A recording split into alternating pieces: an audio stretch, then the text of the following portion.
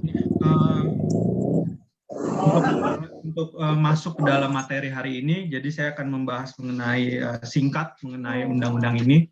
Jadi sebenarnya undang-undang ini kan sudah disahkan oleh DPR pada tanggal 7 Oktober, tapi memang belum ditandatangani oleh Bapak Presiden, jadi menunggu untuk ditandatangani oleh Bapak Presiden kita. Nah, sebenarnya kalau kita menelah lebih dalam atau kita masuk ke dalam undang-undang ini, ada beberapa asas yang kita utamakan dalam membuat undang-undang ini. Setelah saya melihat ada 6 asas yang akan digunakan dalam membuat undang-undang ini. Yang pertama adalah keadilan, kesederhanaan, efisiensi, kepastian hukum, kemanfaatan, dan kepentingan nasional. Nah, kemudian kalau kita melihat lebih dalam lagi sebenarnya apa sih tujuan dari pemerintah gitu ya untuk membuat undang-undang ini. Kita lihat ada beberapa tujuannya. Yang pertama itu meningkatkan pertumbuhan perekonomian yang berkelanjutan dan mendukung percepatan pemulihan perekonomian. Kemudian mengoptimalkan penerimaan negara guna membiayai pembangunan nasional secara mandiri menuju masyarakat Indonesia yang adil, makmur, dan sejahtera. Kemudian mewujudkan sistem perpajakan yang lebih berkeadilan dan kepastian hukum. Kemudian yang keempat adalah melaksanakan reformasi administrasi kebijakan perpajakan yang konsolidatif, perluasan basis perpajakan, dan yang terakhir itu meningkatkan kepatuhan sukarela wajib pajak. Nah, untuk memahami lebih dalam itu, jadi saya melihat memang balik lagi gitu ya. Tentunya kita tidak bisa terlepas dari perpajakan. Tentunya ketika kita memiliki usaha atau kita melakukan kegiatan bisnis, pasti kita akan berkaitan atau bertemu dengan perpajakan itu sendiri. Makanya oleh karena itu, mari Bapak Ibu sekalian kita mendengarkan pemaparan dari Pak Arief Yunianto mengenai apa-apa saja sih undang-undang yang akan dilakukan perubahan di undang-undang HPP tersebut. Oke, waktu dan tempat saya berikan kepada Pak Arief Yunianto. Terima kasih Pak Leander Resadatu. Suara saya cukup jelas? Jelas, Pak. Ya, jelas. Baik. Ya. Jelas, Pak. Baik.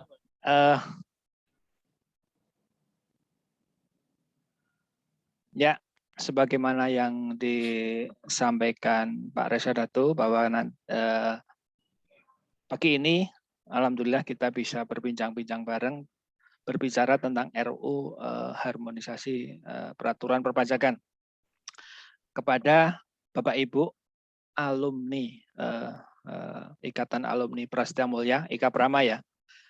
Nah, yang notabene sudah sangat terkenal, yang banyak berkecimpung di dunia bisnis, dunia usaha, yang tentunya akan sangat beririsan dengan RUU HPP ini. Ya,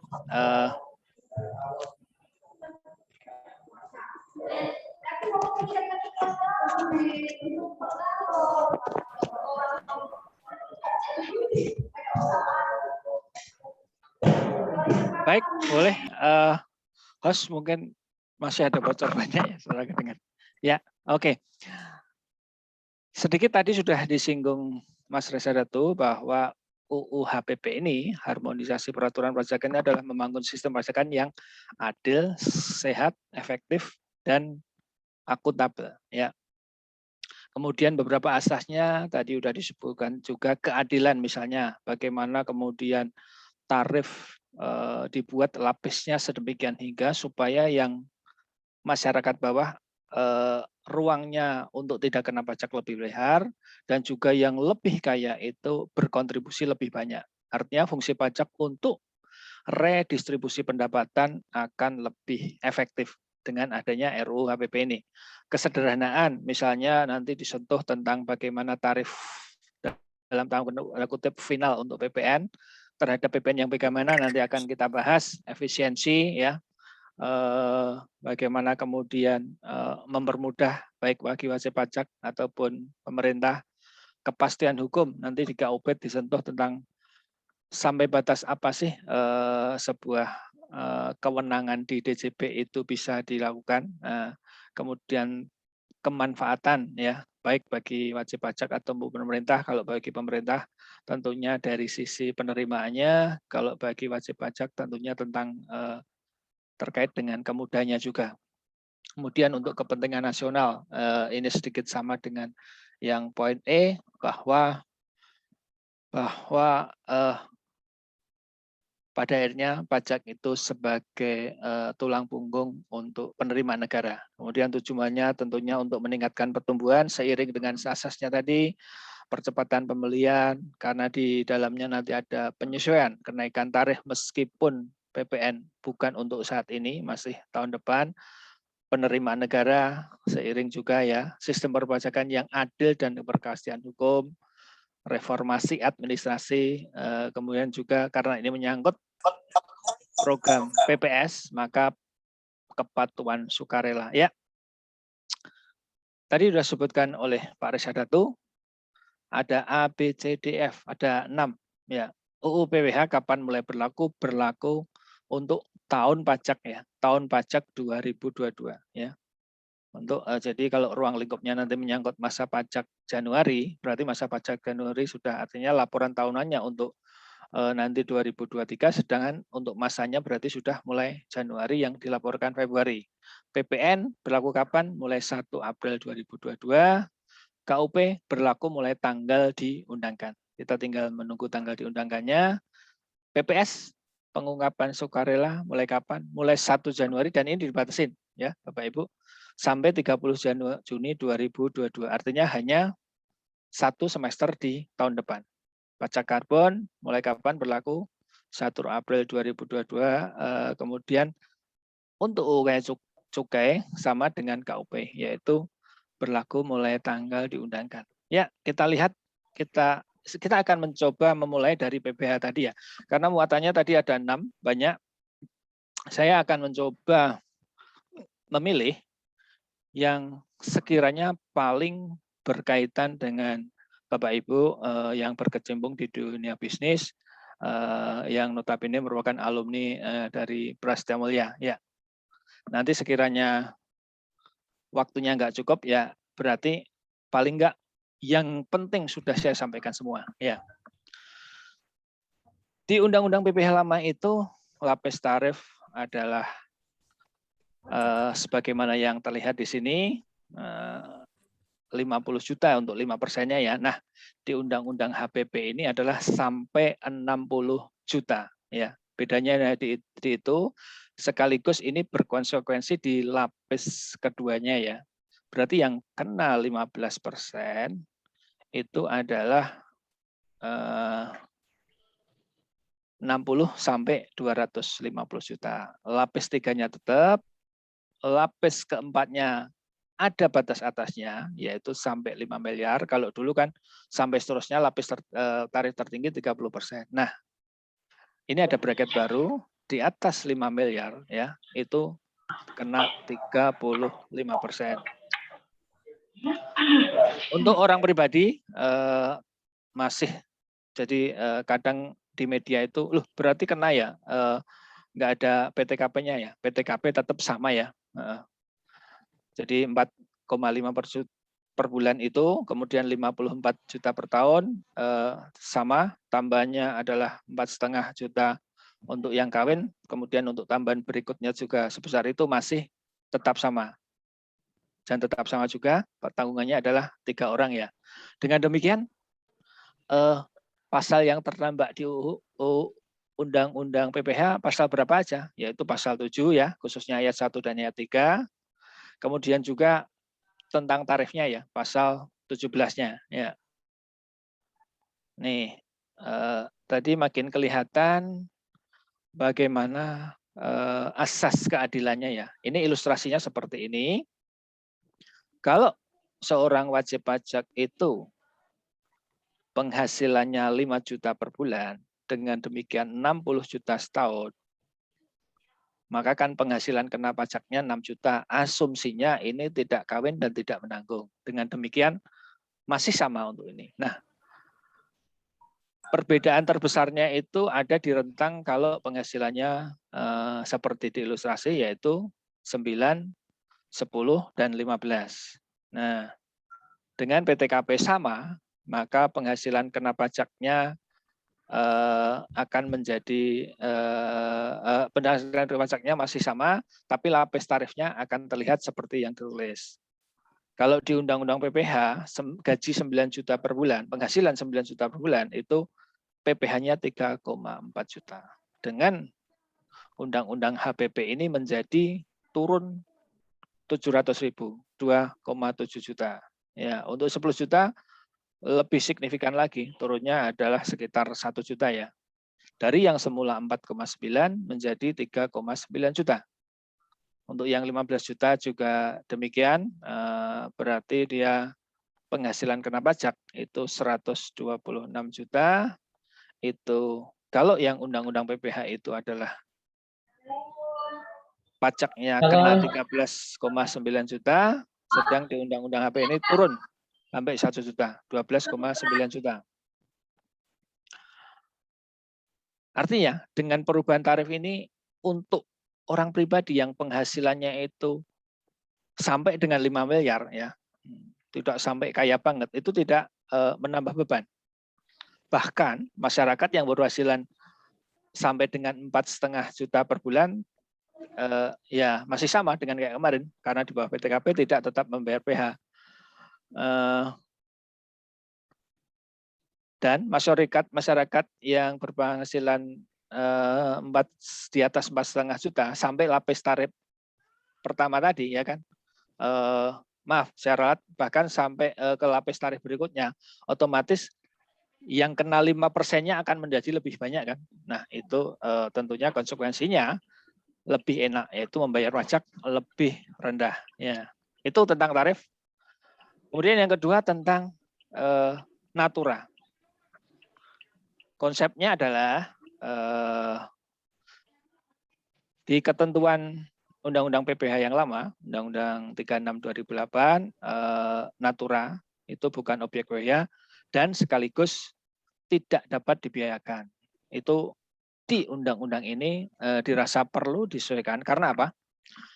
Karena imbalan yang berupa natura yang bukan merupakan objek pajak justru cenderung dinikmati oleh high level employee. Misalnya mobil ya, mobil yang bisa yang peruntukannya tidak hanya ke kantor aja, bisa digunakan untuk yang lain, direktur, manajer, komisaris. Nah tentunya dengan keadaan itu akan menimbulkan ketidakadilan karena penghasilan untuk pegawai yang biasa yang berupa gaji dan upah justru dikenakan PPh, ya kan?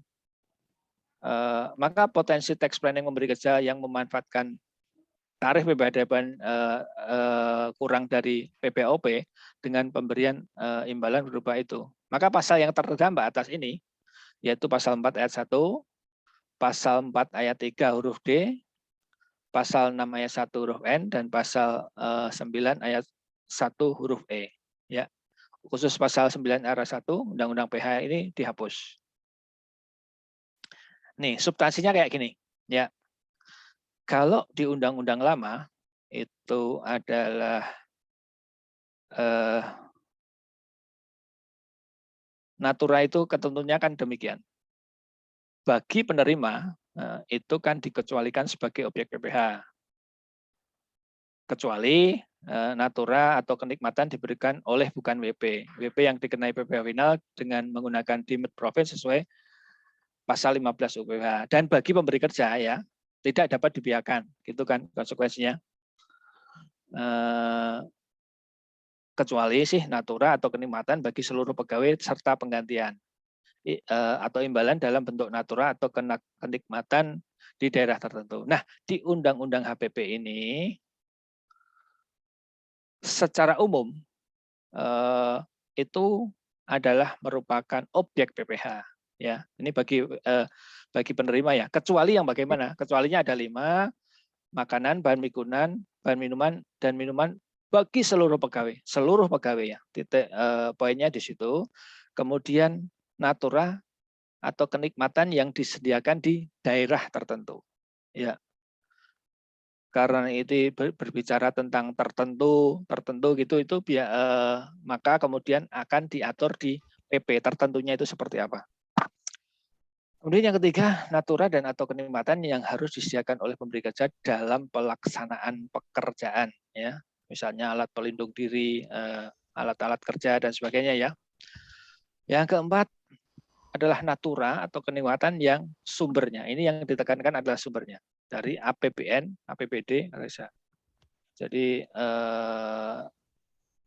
ASN, PNS ataupun bukan itu, kalau sepanjang sumber untuk memberikan natura itu dari APBN, APBD atau desa itu termasuk yang dikecualikan. Kemudian natura dan kenikmatan atau dengan jenis atau batasan tertentu, maka jenis dan batasan tertentunya ini setelah nanti diatur di PP juga termasuk yang dikecualikan dari objek PPh. Itu konsekuensi bagi penerimanya. Sedang bagi pemberi kerjanya adalah dapat dibiayakan. Saya tekankan kembali bahwa pengaturan lebih lanjut mengenai pengecualian dari objek pajak dan pembebanan biayanya, dua-duanya ya, akan diatur berdasarkan PP. Ya, kita sudah membahas dua hal di PPh, tentang tarif, kemudian tentang natura. Nah, ini masih ke tentang asas keadilan tadi, di mana ada hal baru yaitu batas peredaran bruto tidak dikenai pajak. Kalau lazimnya kita mengenal penghasilan tidak kena pajak, di sini dikenalkan tentang peredaran bruto tidak kena pajak bagi WPOP ya, bagi WPOP. WPOP gimana?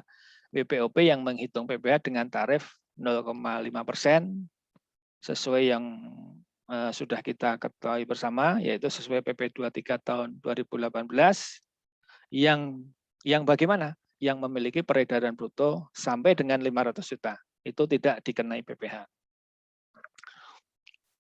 Maka kemudian pasal yang terdampak, pasal finalnya, pasal 4 ayat 2 sekaligus pasal 7, baik itu ayat 2A dan ayat 3. Nah, langsung diilustrasikan di sini ya, Bapak Ibu. Ya, misalnya Tuan A pengusaha toko kelontong pada tahun pajak 2022 ya. Karena ingat tadi undang-undangnya adalah berlaku tahun 2022 di mana peredaran usahanya itu gampangannya secara bulan adalah 100 juta. Maka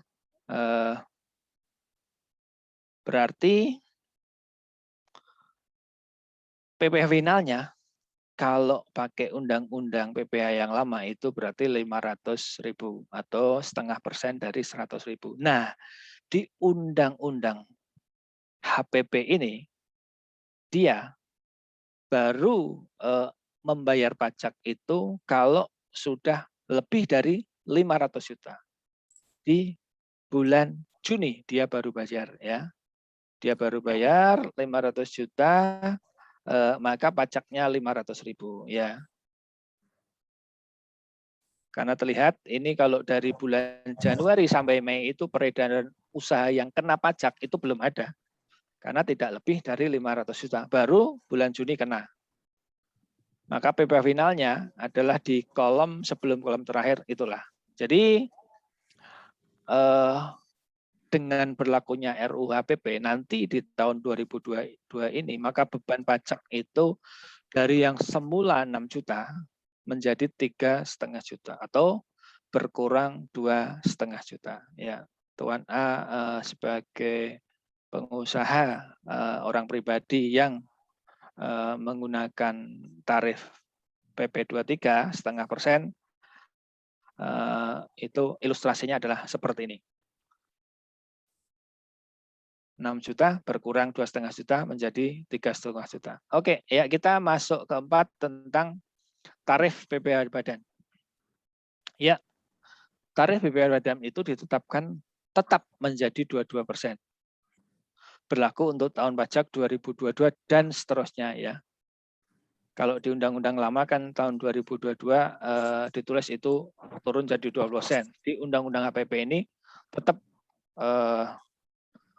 adalah 22%. Sebagai perbandingan, diilustrasikan di sebelah kanan ini, data-data yang ada itu itu negara-negara OECD, negara rata-rata di Amerika, rata-rata di negara-negara G20 itu hampir semuanya lebih dari 25% ya. Sedikit memang turun di G20 antara 2019 sampai 2021 itu 24%, tapi ya itu cukup tinggi. Bahkan ASEAN pun masih di atas 22, sekian ya. Jadi kalau kemudian negara Indonesia itu menerapkan tarif tetap 22%, ini masih di bawah rata-rata dunia yang paling kecil sekalipun, yaitu yang di ASEAN. Ya. Karena untuk menciptakan APBN yang adil dan sehat perlu mengoptimalkan penerimaan negara dengan tetap menjaga pertumbuhan ekonomi ya. Tadi kelihatan mana sih yang memang layak tetap segini, kemudian mana sih yang perlu dibantu masyarakat tadi yang berpenghasilan rendah, yang UMKM ya. Maka kebijakan batas tidak kena pajak dan tarif telah dilakukan dalam penyusunan RUU HPP ini. Pasal 31E tetap berlaku ya, Bapak Ibu, yaitu UMKM berproduk dan dalam negeri tetap diberikan insentif penurunan sebesar 50% ya, sebagaimana perhitungan di undang-undang yang lama ya, itu masih bagi WPOP, tadi sudah saya sebutkan di slide sebelumnya, tetap diberikan pengecualian pengenaan pajak terhadap peredaran bruto sampai dengan 500 juta. Maka kemudian tadi yang disebutkan di awal, salah satu tujuannya adalah mengoptimalkan penerimaan negara dengan tetap mempertimbangkan asas keadilan, maka pemerintah memutuskan tetap perlu mempertahankan tarif BPH Badan ini sebesar 22%. Jadi lebih ke mempertahankannya, jadi perlunya tidak sampai menaikkan. Jelas pasal yang terdampak adalah pasal 17, khususnya ayat 1 huruf B. Ya. Nih, kita masuk yang kelima tentang objek PPh final pasal 4 ayat 2. Ya. Ketentuan yang ada saat ini belum mengatur perlakuan PPh atas penghasilan yang dari bunga atau diskonto surat berharga jangka pendek yang di pasar yang diperdagangkan di pasar uang secara tegas, serta perbedaan pemotongan pajak yang lebih tinggi dibandingkan instrumen yang pasar modalnya.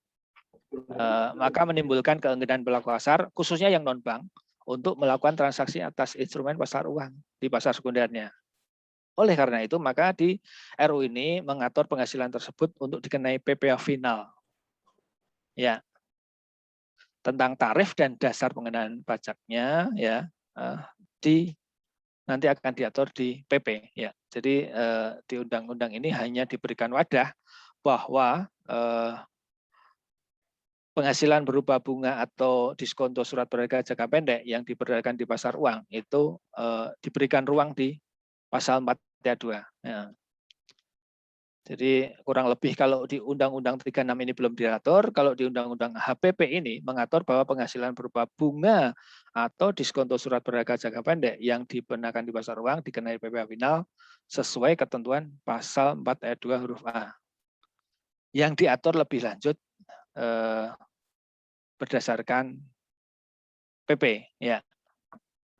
Baik itu tarif dan dasar pengenaan pajaknya. Jelas pasal yang terdampak yaitu pasal 4 ayat 2 diubah menjadi demikian.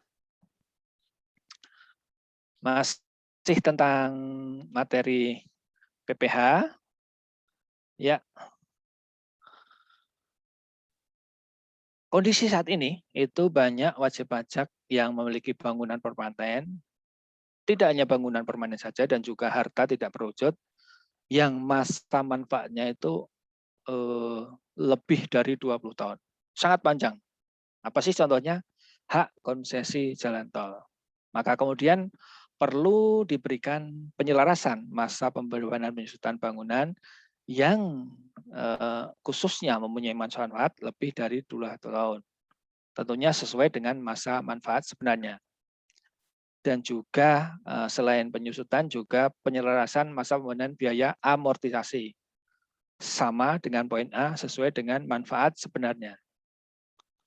Substansinya seperti ini, untuk di Undang-Undang 36, masa manfaat untuk bangunan 20 tahun, untuk harta tidak berwujud kelompok 4 20 tahun. Nah, di Undang-Undang HPP ini, untuk bangunan itu memberikan pilihan bagi wajib pajak dapat membebankan biaya penyusutan bangunan permanen dan amortisasi harta tidak berwujud yang masa manfaatnya lebih dari 20 tahun sesuai dengan masa manfaat yang sebenarnya berdasarkan pembukuannya.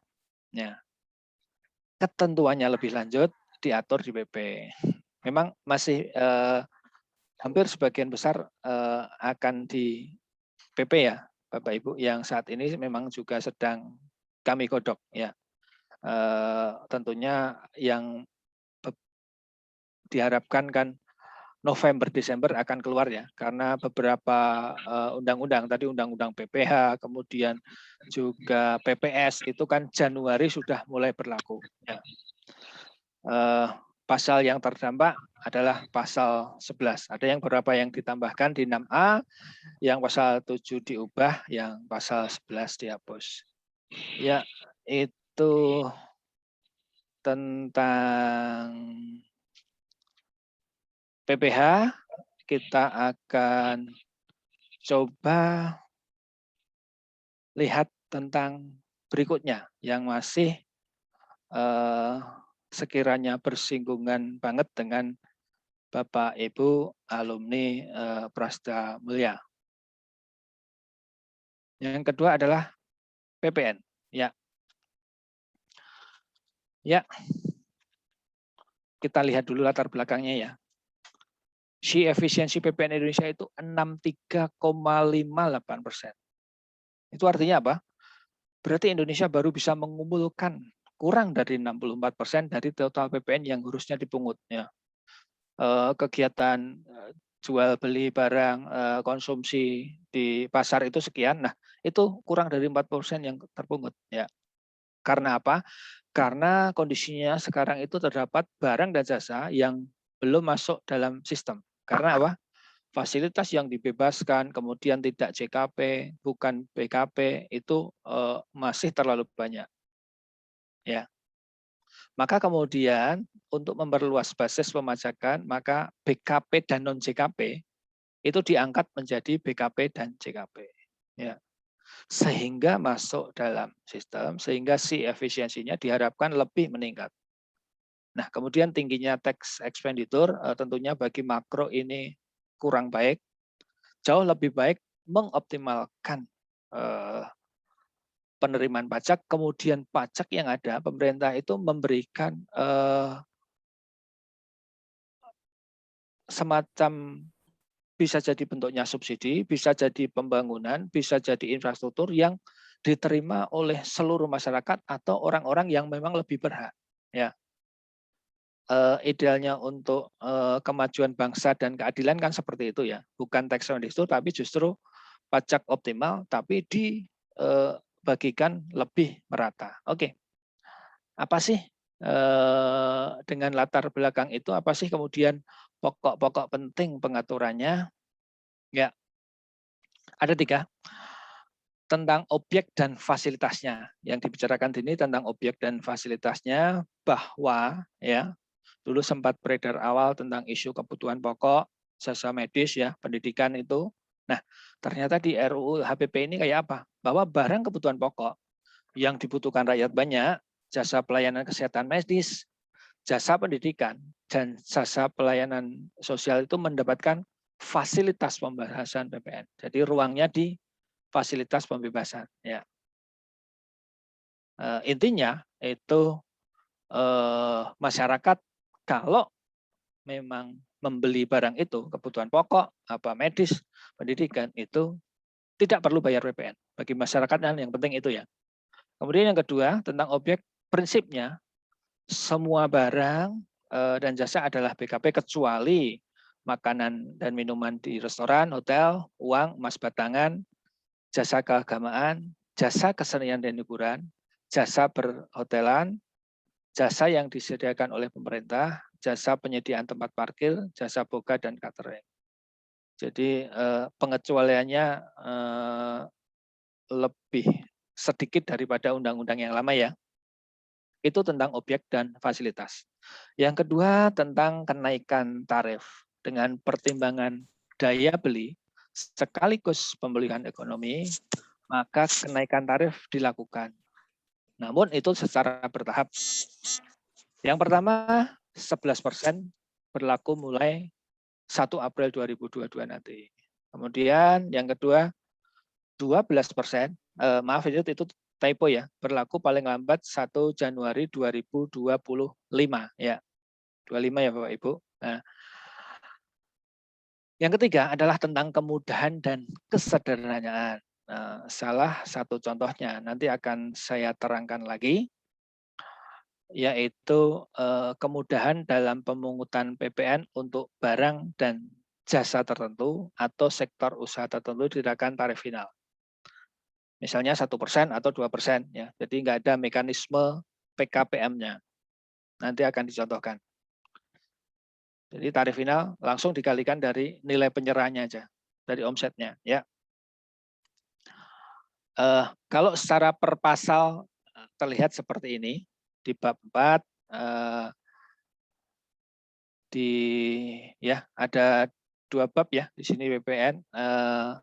Di pasal 4A itu non BKP disebutkan tadi makanan, minuman, emas, batangan ya, yang diatur di itu. Kemudian yang non CKP di pasal 4A berarti apa saja yang sekarang menjadi non BKP, non CKP itu ditaruh di sini, yaitu kalau non BKP itu tadi, kalau non CKP-nya adalah jasa keagamaan, jasa kesenian, hiburan yang merupakan objek pajak daerah dan retribusi ya, jasa perhotelan, jasa pemerintahan ya, jasa parkir, jasa boga, catering ya. Itu pasal 4A, kemudian juga pasal 7 ya, kita akan melihat dari sisi pasalnya ya tentang tarif. A, B, ada satu lagi bahwa perubahan tarif itu diatur dengan PP ya. Kemudian pasal 8A juga diatur kembali tentang pajak masukan yang menggunakan DPP nilai lain dapat dikreditkan. Kemudian pasal 9 perbaikan untuk memperjelas pada ayat 5 dan ayat 6 serta beberapa penghapusan pasal ya. Di pasal 9A PKP ya dengan omset atau kegiatan usaha atau penyerahan tertentu, kalau bicara tertentu nanti terusannya pasti ada PP-nya, dapat memungut dan menyetorkan PPN dengan besaran tertentu. Ya, ini kaitannya dengan kemudahan dan kesederhanaan tadi ya. Kemudian konsekuensinya PM atas penyerahan yang huruf A tadi tidak dapat dikreditkan. Nah, kemudian ruang di non BKP dan non CKP yang semula ada menjadi tidak ada tadi, itu diberikan ruang di fasilitas yang tidak dipungut atau dibebaskan dari pengenaan. Nanti akan kelihatan apa saja sih di pasal 16B-nya itu. Yang kelima sebenarnya lebih bab 5B lebih ke pendelegasian wewenang, di mana tentang nilai lain, tentang kriteria bagaimana yang belum menyampaikan PKP, kemudian penghitungan dan tata cara pengembalian kelebihan. Kalau ada kelebihan pajak masukan, kemudian tentang PKP risiko rendah ya di pasal 9 4C itu yang diberikan pengembalian pendahuluan, kemudian bagaimana pedoman untuk mengkreditkan pajak masukan, kemudian untuk menentukan sektor usaha tertentu bagi PKP yang belum menyerahkan PKP, kemudian pembayaran kembali pajak masukan, kemudian pengkreditan pajak masukan, kemudian juga jumlah peredaran usaha tertentu, jenis kegiatannya, jenis PKP-nya, dan besaran yang dipungut disetor. Nah, itu amanat-amanat itulah yang didelegasikan. Didelegasikan kepada siapa? Didelegasikan kepada Menteri Keuangan untuk menerbitkan peraturan Menteri Keuangan, ya. Jadi terkait hal tersebut saat ini berarti belum ada, menunggu PMK-nya keluar, ya. Kalau lihat dari struktur pasalnya, kita biar bisa lihat lebih dalam, ya. Tadi poin-poinnya apa saja, kemudian pasalnya apa. Nah, ini struktur pasalnya. Pengurangan objek dan fasilitas. Objek dan fasilitas, ya. Berarti di pasal 4A yang non PKP CKP tadi, kemudian juga 16B, fasilitasnya diatur kembali. Kemudian kenaikan tarif, ya, tentunya langsung terkait dengan pasal tarif, pasal 7 Undang-Undang PPN. Kemudian tentang kemudahan dan kesederhanaan, kaitannya dengan PKPM, maka mengubah ketentuan pada pasal 8A dan menyisipkan pasal baru, yaitu pasal 9A. Pengkreditan masukan, yang keempat yaitu memperbaiki dan menghapus beberapa ketentuan di pasal 9. Tentang pendelegasian wewenang, saya kira tadi sudah cukup banyak saya jelaskan, yaitu menambah pasal baru di 16G, apa saja yang didelegasikan dan didelegasikan kepada siapa, yaitu Menteri Keuangan. Ya, coba kita lihat tentang pengurangan objek. Nah, ini yang poin pertama ini yang awalnya lumayan seru di media, ya. Jadi fasilitas pembebasan PPN, namanya fasilitasnya adalah pembebasan PPN, diberikan terhadap barang kebutuhan pokok, jasa kesehatan, jasa pendidikan, pelayanan sosial, dan juga ada beberapa jenis jasa lainnya. Prinsipnya kebutuhan pokok, kesehatan, pendidikan, dan pelayanan sosial.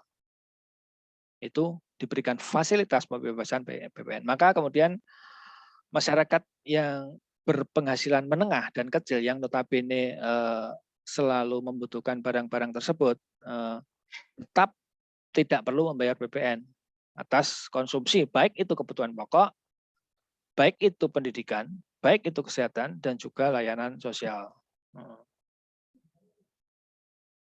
Nah, pengurangan atas pengecualian dan fasilitas PPN ini, ya, di pasal 16 tadi diberikan agar lebih mencerminkan keadilan dan tepat sasaran. Nanti di poin-poinnya akan kelihatan sebenarnya, sebenarnya saat ini itu yang diperlukan untuk pembebasan, pengecualian, tidak dipungut, itu seperti apa sih, yang kayak apa sih, nanti akan kelihatan.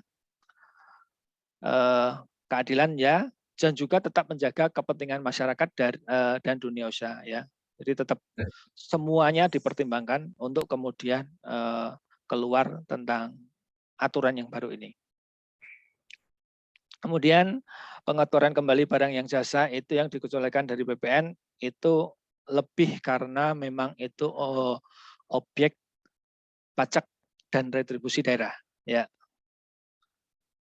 Meliputi apa saja, makanan minuman karena itu merupakan objek PDRD, ya. Uang, emas batangan, jasa keamanan, jasa kesenian, hiburan, jasa perhotelan yang itu juga objek PDRD, jasa pemerintahan, jasa parkir, PDRD juga, jasa boga catering itu juga PDRD. Ya. Nah, fasilitas ini yang semula 15 sekarang menjadi 10. Nah, semua hal tersebut, pengaturan tersebut, khususnya tentang fasilitas, ya, maksudnya, ya, dimasukkan untuk memperluas basis PPN. Kembali ke latar belakang tadi, ya. Namun tetap mempertimbangkan asas keadilan, asas kemanfaatan, khususnya dalam memajukan kesejahteraan umum dan asas kepentingan nasional. Karena tujuan kebijakan ini yaitu optimalisasi penerimaan negara dengan tetap mewujudkan sistem perpajakan yang berkeadilan dan kepastian hukum. Selalu dua sisi, ya, yang dilihat, ya. Bagaimana paling nggak dua sisi, dunia usaha, bagaimana masyarakat tetap menengah dan ke bawah khususnya tetap bisa tidak terbebani, bagaimana juga negara tetap leluasa untuk memajukan kesejahteraan umum dan asas kepentingan nasional. Ya,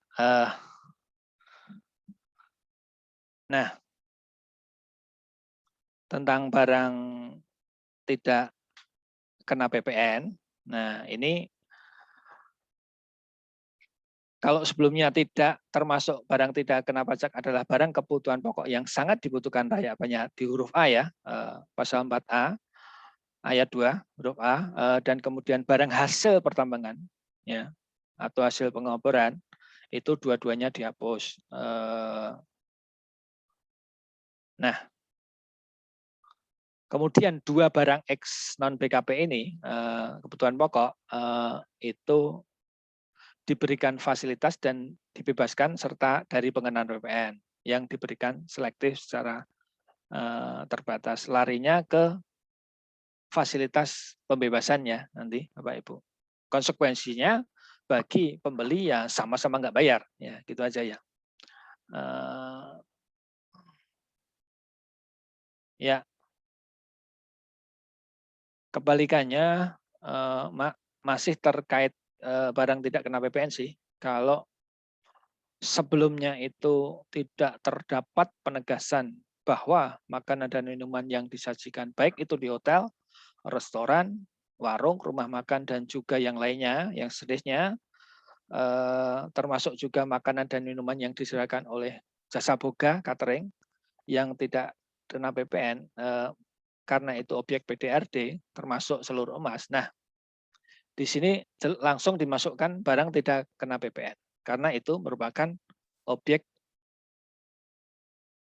PDRD. Nah, khusus untuk emas batangan untuk kepentingan cadangan devisa negara ya, digarisbawahi bahwa emas batangan untuk kepentingan jasa devisa negara itu juga dimasukkan di pasal 4 ayat 2 huruf C dan D ini. Masih tentang pasal 4A, tapi kita masuk ke ayat 3, yaitu tentang jasa yang tidak kena pajak. Nah, kalau sebelumnya itu jasa-jasa mulai dari jasa pelayanan kesehatan medik, jasa pelayanan sosial, jasa pengiriman surat dengan perangko, jasa keuangan, asuransi, pendidikan, penyiaran, angkutan umum, tenaga kerja, telepon umum, ya, walaupun sudah nggak ada sekarang ya, jasa pengiriman uang dengan wesel itu sebelumnya tidak termasuk jasa tidak kena pajak. Nah, ini dihapus. Namun tetap diberikan fasilitas tidak dipungut atau dibebaskan PPN. Prinsipnya sama dengan kayak tadi yang BKP tadi, pemberiannya itu adalah secara selektif dan terbatas. Ya. Dan selalu pada akhirnya tujuannya adalah masyarakat golongan menengah ke bawah yang memang membutuhkan hal-hal yang mendasar itu tidak terbebani PPN. Jatuhnya sama, tidak membayar PPN. Ya. Nah, kemudian masih tentang jasa yang tidak kena PPN. Di aturan sebelumnya jasa keagamaan memang sudah non JKP, tidak mengalami perubahan. Kemudian seluruh jasa yang disediakan oleh pemerintah dalam kriteria dalam rangka menjalankan pemerintahan secara umum non JKP. Nah, yang penting adalah tidak terdapat penegasan tentang jasa yang objek PDRD. Sama sih, hampir sama tentang penambahan BKP baru tadi. Tentang penambahan barang yang tidak kena PPN yang baru tadi, yang sifatnya itu objek PDRD. Semakin dijelaskan lagi di sini, ya, bahwa itu adalah jasa yang tidak kena PPN. Apa saja itu? Jasa kesenian dan hiburan, jasa perhotelan, parkir, boga atau cateringnya. Yang sering itu kan ditanyakan kemarin catering gitu terus. Baik, ya. Sekarang masuk ke ruang fasilitas di pasal 16B, khususnya di ayat 1A ya. Ada perubahan kalimat ya. Kalau yang A itu dulu bahwa penyerahan yang tidak dipungut atau dibebaskan, A yang bagaimana adalah yang mendorong ekspor yang merupakan prioritas nasional di tempat penimbunan berikat atau untuk mengembangkan wilayah dalam daerah pabean yang dibentuk khusus untuk masuk tersebut ya. Kita melihat kawasan berikat itu di seputaran pelabuhan atau bahkan kadang agak jauh juga dari situ itu tidak dipungut, maka kemudian ketentuannya ini dirubah menjadi yang bagaimana adalah yang mendorong ekspor dan hilirisasi industri yang merupakan prioritas nasional. Ya, itu yang tidak dipungut dirubah kalimatnya menjadi itu. Untuk yang kedua adalah baik adalah kegiatan yang bagaimana yang dibebaskan itu masih sama ini kegiatan yang menambung kemungkinan perjanjian dengan negara atau negara lain. Baik itu bidang perdagangan, investasi, konvensi internasional yang telah diratifikasi. Ini sama. Yang ketiga, sedikit dibedakan tentang imunisasi dan vaksinasi. Kalau dulu itu adalah peningkatan kesehatan masyarakat melalui pengadaan vaksin dalam rangka program imunisasi, kalau sekarang vaksin dalam rangka program vaksinasi. Ya, lebih dijelaskan lagi ya, karena dari bahasa kesehatannya dapat seperti itu ya, dari Kementerian Kesehatan bahwa program-program sekarang itu program kekebalan itu lebih tepatnya adalah vaksinasi. Nah, mulai ini ada yang semula tidak dipungut menjadi dihapus ya. Karena dirasa apa? Dengan pertimbangan skala prioritas, prinsip keadilan, dua hal ini tentang menjamin tersedianya peralatan TNI yang semula tidak dipungut itu menjadi dihapus. Artinya mekanismenya seperti biasa ya. Kemudian kegiatan yang menjamin tersedianya data batas dan foto udara masih agak sama dengan huruf D tadi, yang semula tidak dipungut itu menjadi dihapus ya, tidak termasuk yang difasilitaskan ya. Nah, untuk pendidikan jelas di kolom F sini masih sama ya, dibebaskan buku pelajaran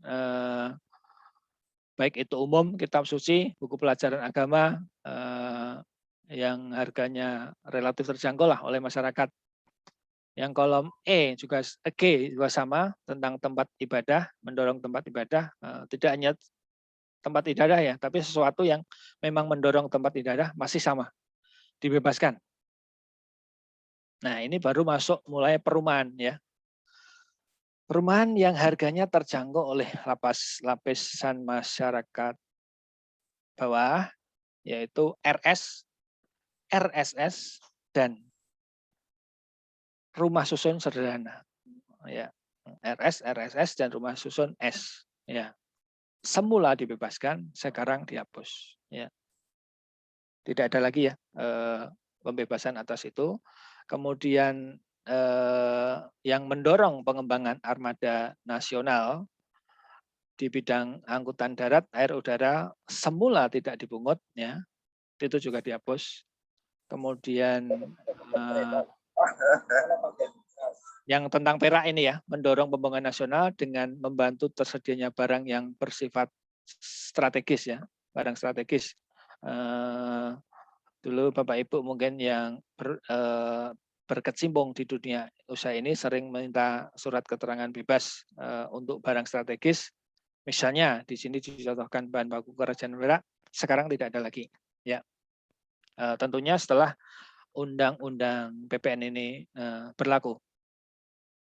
Yang K sekarang menjadi huruf F karena naik tadi beberapa dihapus ya. Prinsipnya tentang menjamin terlaksananya proyek pemerintah yang dibiayai dengan hibah pinjaman luar negeri itu masih. Kemudian berikutnya yang untuk mengakomodasi kelaziman internasional dalam importasi BKP tertentu juga yang dibebaskan pungutan bea masuk. Sejajar dengan di mana BM-nya, bea masuknya itu juga tidak dipungut, maka sama PPN-nya juga tidak dipungut dan ini masih dipertahankan. Untuk yang penanganan bencana alam itu sedikit dirubah redaksinya lebih luas lagi dalam rangka bencana alam dan juga bencana non alam yang sudah ditetapkan bencana alam nasional. Berarti kalau kayak gini berarti akan sudah ditentukan oleh instansi yang membidangi ini ya, bahwa ini bencana bahwa ini sudah ditetapkan menjadi bencana nasional ya, baik itu bencana alam ataupun bencana non alam ya.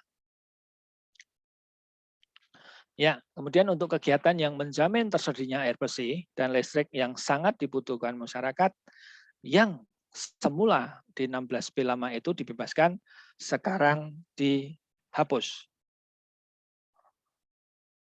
Untuk angkutan umum di udara untuk mendorong kelancaran perpindahan arus barang dan juga orang di daerah tertentu yang di situ tidak tersedia sarana transportasi yang memadai dan juga perbandingan volume barang dan orang yang harus dipindahkan dengan sarana transportasi yang tersedia sangat tinggi itu masih sama ya, karena memang kondisi geografi Indonesia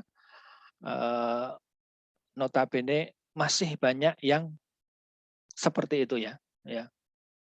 Maka tetap sampai saat ini adalah tidak dipungut. Ya.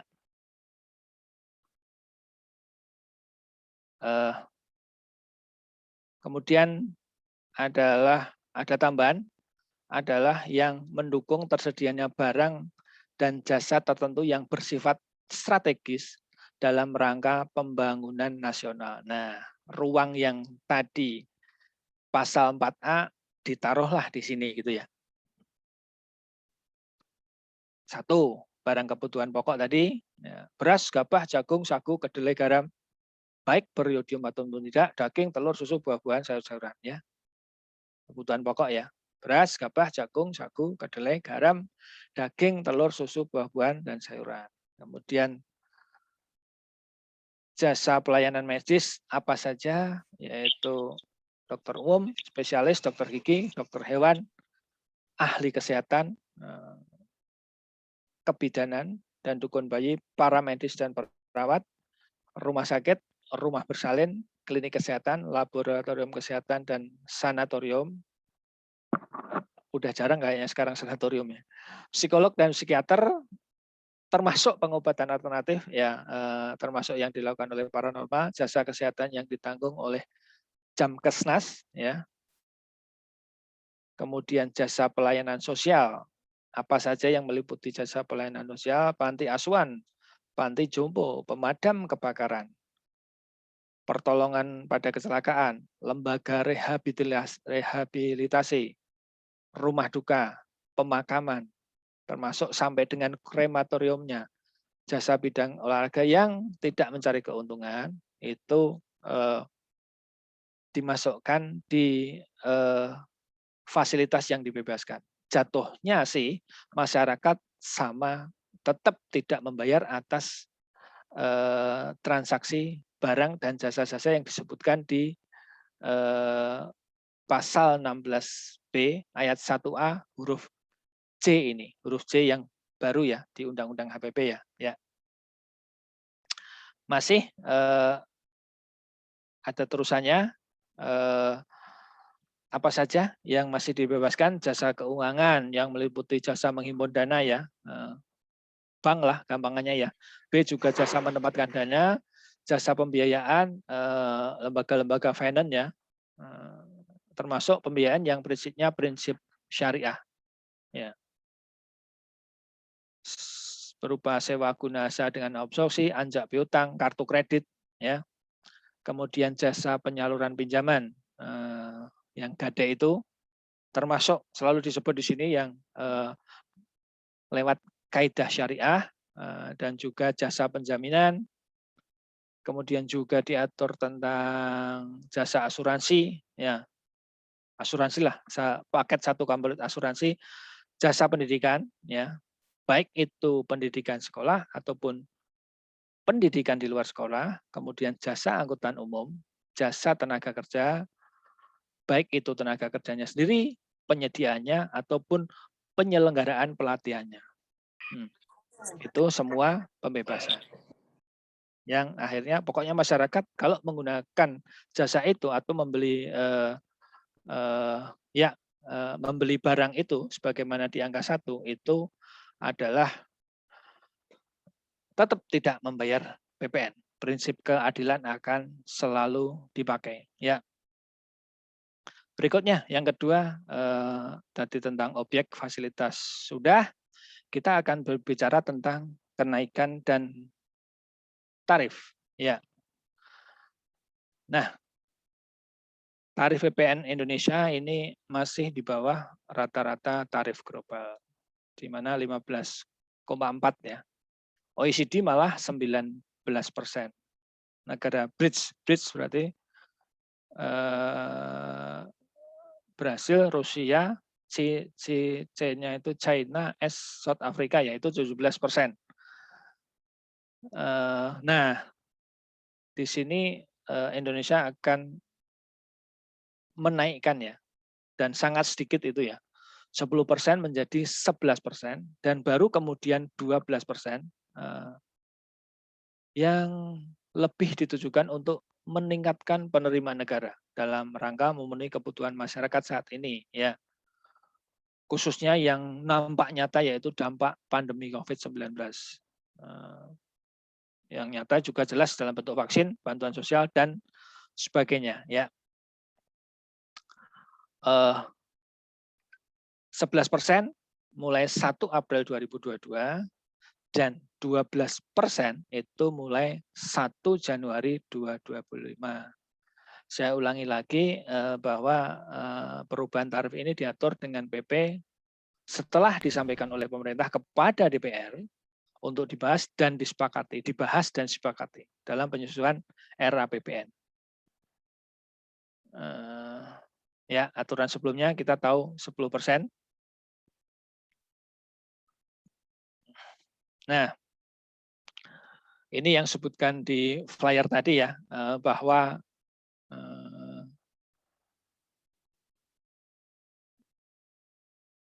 tarif, kalau aturan sebelumnya itu PPN adalah pajak yang dikenakan atas konsumsi PKB di daerah pabean. Oleh karena itu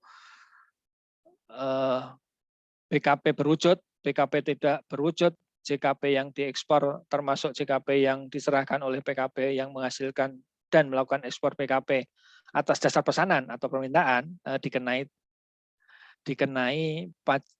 PPN dengan tarif 0%. Nah, terminologinya ini baru bahwa lebih sederhana, PPN dikenakan atas atas konsumsi PKP atau JKP dalam daerah pabean di Indonesia. Oleh karena itu langsung aja ke konsekuensi. Berarti ekspor PKP dan JKP untuk konsumsi di luar pabean, tentunya kan ekspor pasti di luar daerah pabean, maka PPN-nya adalah 0%. Lebih sederhana ya kalimatnya, lebih jelas dan kepastian hukumnya lebih jelas ya. Tarif sudah, kita masuk tentang tadi kok sempat disebutkan tentang kemudahan dan kesederhanaan ya. Nah, intinya untuk kemudahan dan kesederhanaan salah satu contohnya adalah tentang tarif PPN final ya, misalnya 1%, 2% atau 3%. Yang kemudian sektor apa, barang apa, terus apalagi tertentu itu seperti apa diatur dengan PMK ya.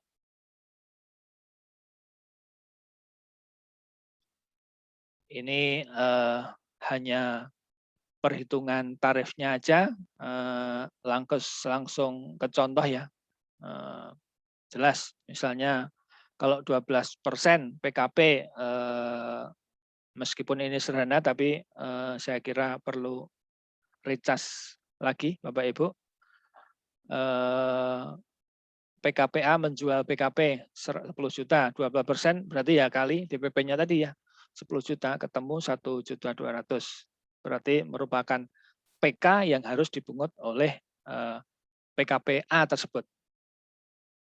Ya, misalnya kalau impor, samalah impor juga 2% berarti dipungut oleh yang mempunyai kewenangan di importasi, yaitu Ditjen Bea Cukai 2% kali 10 juta. Kemudian kalau ekspor kan sama nilainya 10 juta, tarifnya 0% yang barusan disebutkan, berarti adalah sebesar 0%. Nah, ini di pasal 9A itu yang bagaimana yang tertentu itu sih, yang mempunyai peredaran usaha dalam 1 tahun buku tidak melebihi jumlah tertentu,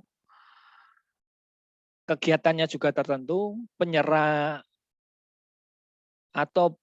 BKP dan JKP tertentu, itu memungut PPN-nya yang terutang dengan besaran tertentu. Ya. Konsekuensinya atas PM yang tadi, ya, yang disebutkan tadi tidak dapat dikreditkan karena PPN-nya sudah ke angka tertentu, tidak lagi 11%, 12%. Ya. Itu sudah diperhitungkan. Kira-kira kalau kegiatan usaha seperti ini, gross profit-nya sebesar apa, kemudian berarti PPN rasionya 20% dari itu, maka kemudian sisi keadilan dan kemudahannya itu berapa. Contohnya saja, apa sih yang kayak gitu? Jasa pengiriman paket, jasa biro perjalanan wisata, jasa pengurusan transportasi, ya, yang di dalam tagihan jasa pengurusan transportasi tersebut ada biaya transportasinya. Ya. Ini ada aturan tentang pengkreditan pajak masukan. Ya,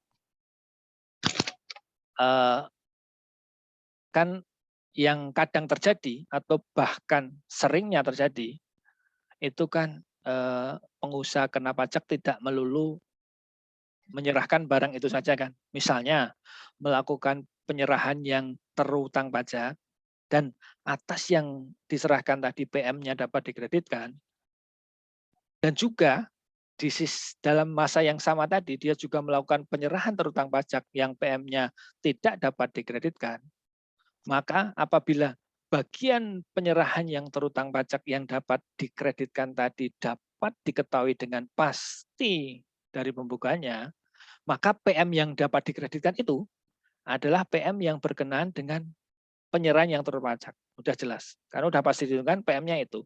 Nah, kondisi yang kedua, apabila di dalam suatu masa itu PKP melakukan penyerahan yang terutang pajak, masih sama, PM yang berkenaan dengan penyerahan dapat dikreditkan dan juga melakukan penyerahan yang terutang pajak dan PM-nya tidak dapat dikreditkan,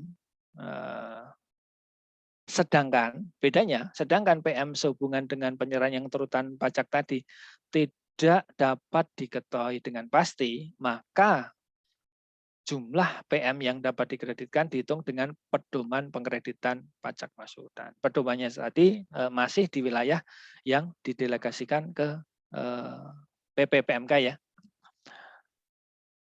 Ya, ilustrasinya aja. Ini di pasalnya seperti ini, seperti yang saya jelaskan tadi.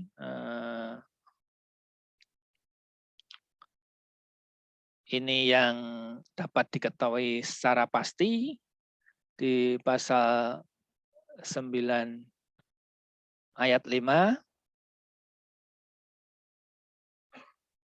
Nah, contohnya nih diilustrasikan biasanya lebih enak. Penyerahan yang terutang dan PM-nya dapat dikreditkan harga jualnya 25 juta. PK-nya 3 juta. Ini asumsinya tarif 12% ya.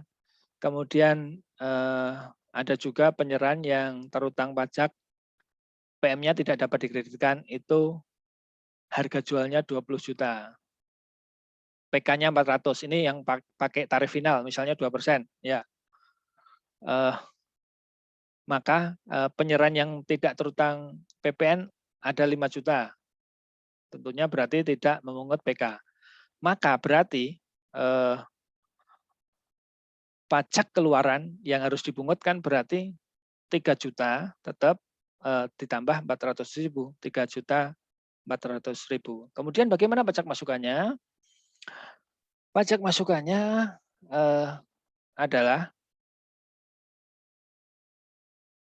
BKP dan JKP yang berkaitan dengan penyerahan yang terutang pajak, PM-nya itu misalnya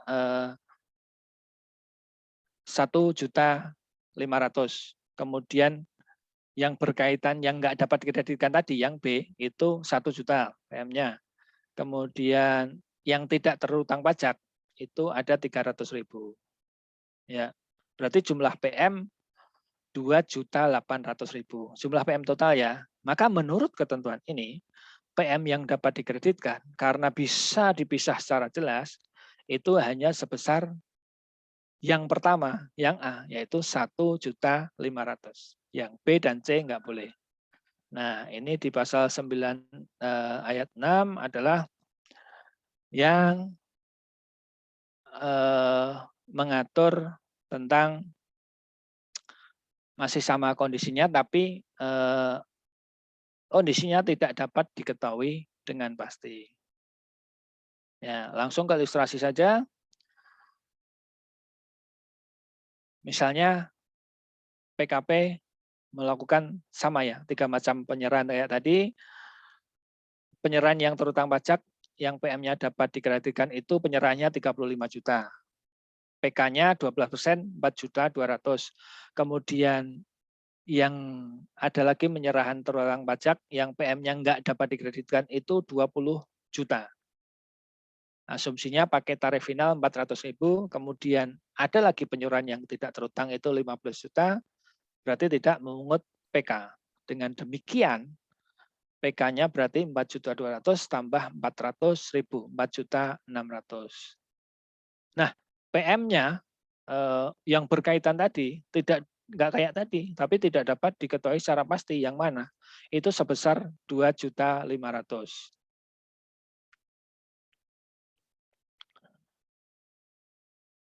Nah, maka menurut ketentuan ini PM-nya sebesar 2.500.000 tidak seluruhnya dapat dikreditkan. Ya. Maka melalui pedoman pengkreditan pajak masukan. Nanti kita tunggu ketentuannya lebih lanjut, berarti kurang lebih akan proporsional prosentasenya ya, sesuai di penyerahan yang bisa mengkreditkan PM itu yang berapa persen, kurang lebih seperti itu ya.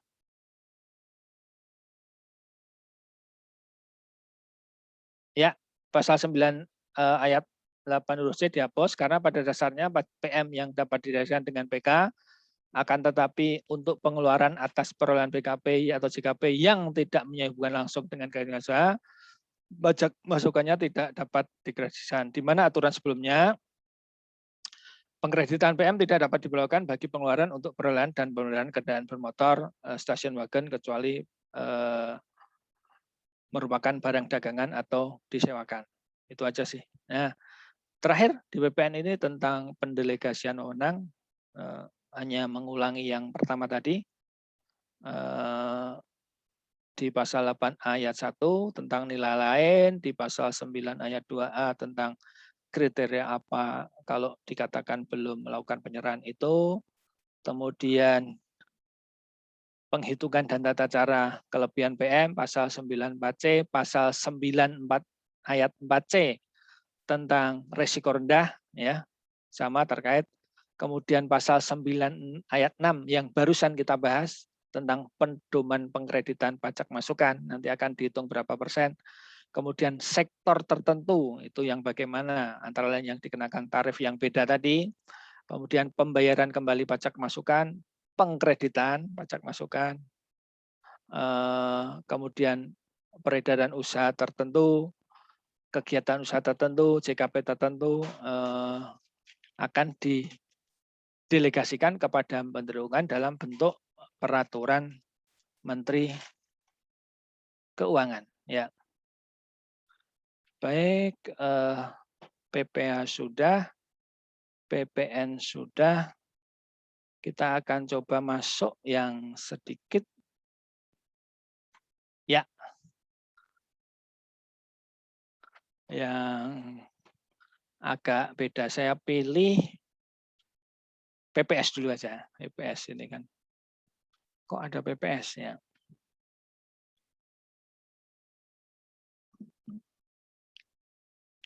Ya, program pengungkapan sukarela itu adalah program yang bertujuan untuk sesuai namanya, untuk meningkatkan kepatuhan sukarela WP dan diselenggarakan berdasarkan asas yang sederhana, berkepastian hukum, dan asas kemanfaatan.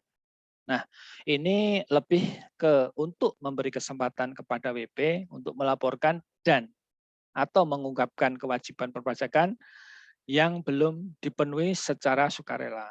Ada dua, yaitu pembayaran PPh berdasarkan pengungkapan harta yang tidak atau belum sepenuhnya dilaporkan oleh peserta program TA, itu kebijakan satu, dan juga yang kedua adalah pembayaran PPh berdasarkan pengungkapan harta yang belum dilaporkan SPT tahunan PPh untuk khusus orang pribadi di tahun pajak 2020. Programnya hanya 6 bulan, 1 Januari sampai 30 Juni. Ya. Lebih jelasnya seperti ini, kalau kebijakan satu itu diperuntukkan kepada siapa? Diperuntukkan kepada WP apapun, OP dan Haban. Yang penting peserta TA. Ya. Kalau kebijakan 2 itu hanya kepada OP saja. Ya. Bedanya itu ya. Yang pertama, intinya yang ikut TA, yang kedua adalah yang OP saja. Tidak tergantung TA atau tidaknya, tapi yang penting OP. Basisnya apa? Atas apa? Atas aset per 31 Desember di 2015 yang belum diungkap pada saat mengikuti teks amnesti kemarin. Sedangkan kalau yang kedua adalah aset perolehan 2016-20 yang belum dilaporkan dalam SPT tahunan 2020. Ya, basis asetnya itu ya. Garisnya adalah 31 Desember 2015. Sedangkan tarifnya untuk kebijakan satu, kalau di luar negeri dan hanya dideklarasikan, maka 11%. Kemudian kalau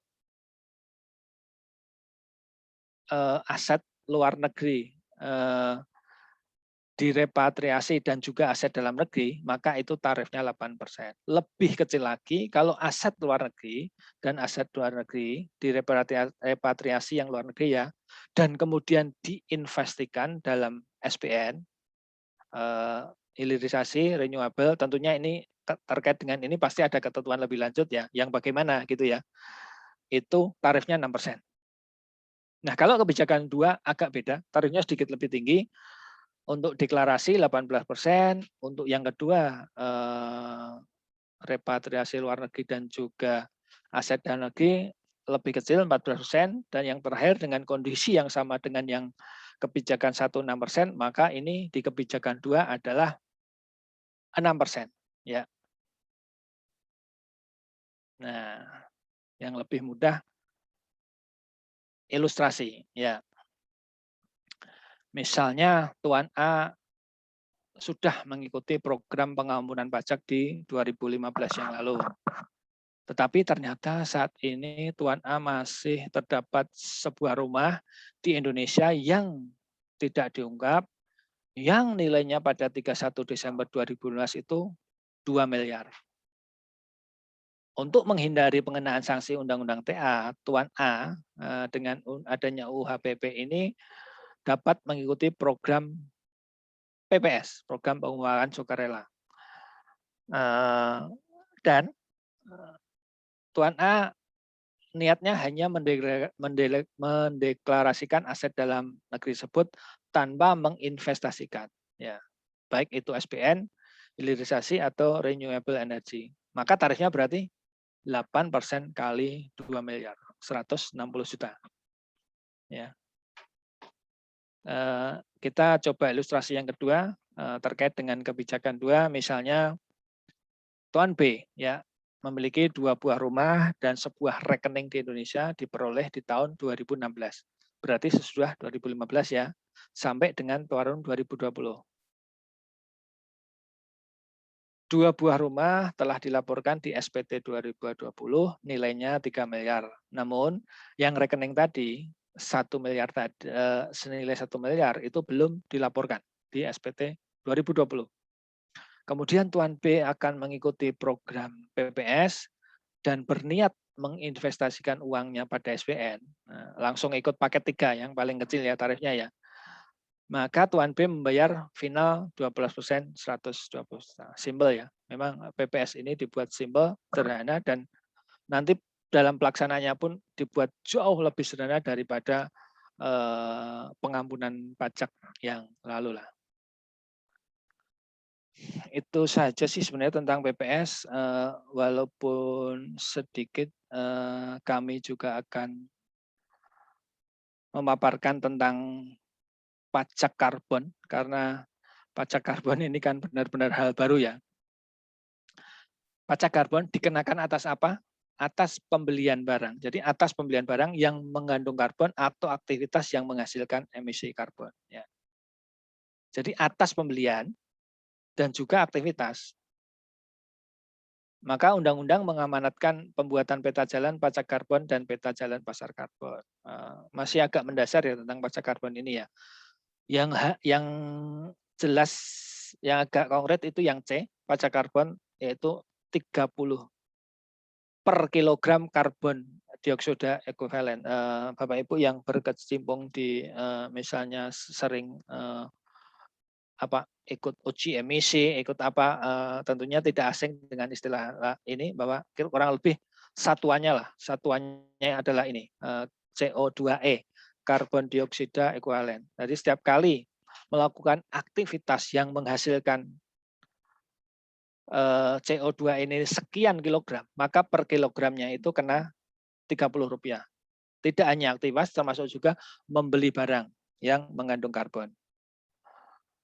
Implementasinya belum sekarang. Pertama kali adalah 1 April 2022 untuk badan yang bergerak di bidang pembangkit listrik tenaga uap batu bara.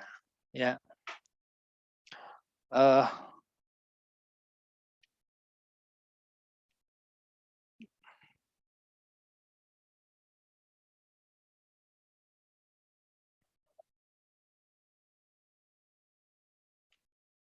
Baik, tadi saya dikabarin bahwa ini sampai jam 11. Kami coba tawarkan ke Pak Reza Datu, apakah saya akan mencoba masuk ke KUP yang sebenarnya yang utama sih hanya NIK untuk keluar ya, atau kita ke diskusi, gimana? Oke, kalau paling gini sih Pak Arif, kita mungkin akan membahas beberapa pertanyaan dulu nih Pak. Kebetulan ada beberapa pertanyaan yang sudah masuk, kita bahas nanti. Kalau ada beberapa waktu ini, kita lanjut untuk materi KUP gitu kali ya Pak ya. Prinsipnya hanya NIK sih, NIK itu aja. Oke. Ya sudah. Gitu. Nah, jadi ada beberapa pertanyaan nih Pak Arif yang udah masuk ke kolom chat gitu. Yang pertama kita bahas dari Ibu Dian Rahma Pak. Jadi Ibu Dian Rahma ini bertanya, bagaimana cara mengetahui bagi pemotong atau pemungut yang bertransaksi dengan subjek PP23 untuk tidak melakukan pemotongan atau pemungutan 0,5% Pak. Ya kan, kalau dulu kan kita pasti pakai surat keterangan bebas ya Pak ya. Kalau sekarang nih bagaimana nih Pak? Ya, baik. 3 kali kami mengadakan UHPP, selalu ini ada pertanyaan ini ya, karena akan nggak tahu kan yang PP23 ini sudah 500 atau belum, kemudian yang pemotong pungut akan melakukan pemotongan atau belum. Nah, ini PP23 berarti konsekuensinya PP23 akan direvisi dan nanti akan termasuk mengatur tentang itu ya. Bagaimana kemudian apakah semacam suket dan sebagainya belum final keputusan, tapi yang jelas akan memberikan kejelasan bagi pemotong pemungut untuk melakukan bahwa ini memang pemotongan pemungutannya. Gitu Pak Reza itu. Ya. Saat ini belum, tapi nanti pasti udah lebih jelas ya. Oke, begitu Bu Dian Rahma mengenai pertanyaan itu. Oke, kita next ke pertanyaan selanjutnya Pak Arif. Ini dari Amka Ainul Yakin nih Pak. Beliau bertanya mengenai PPN nih. Selama ini kewajiban pengurusan PKP minimal omset 4,8 miliar, apakah di Undang-Undang HPP mengatur ulang minimal omset bagi UMKM Pak? Ya, di Undang-Undang HPP ini yang di PPN itu tidak diatur tentang tidak ada perubahan atas itu ya 4,8 ya yang diatur tadi tentang 5 hal tadi baik itu mulai dari objeknya, kemudian fasilitasnya, kemudian ya yang saya sebutkan tadi sampai kemudian tarif. Nah, berarti 4,8 miliar ini adalah tidak ada perubahan. Tetap masih ya. Oke, berarti udah cukup jelas ya Pak. Berarti Ya. jawabannya tidak ada mengalami perubahan. Oke, kemudian next pertanyaan dari Pak Yuda Arya nih. Beliau bertanya, mohon izin bertanya tentang benefit in kind berupa PPh 21 ditanggung perusahaan yang selama ini merupakan bukan objek PPh 21 bagi karyawan dan bukan pengurang penghasilan bagi perusahaan. Dengan UU HPP bagaimana tax treatment-nya sekarang? Terima kasih.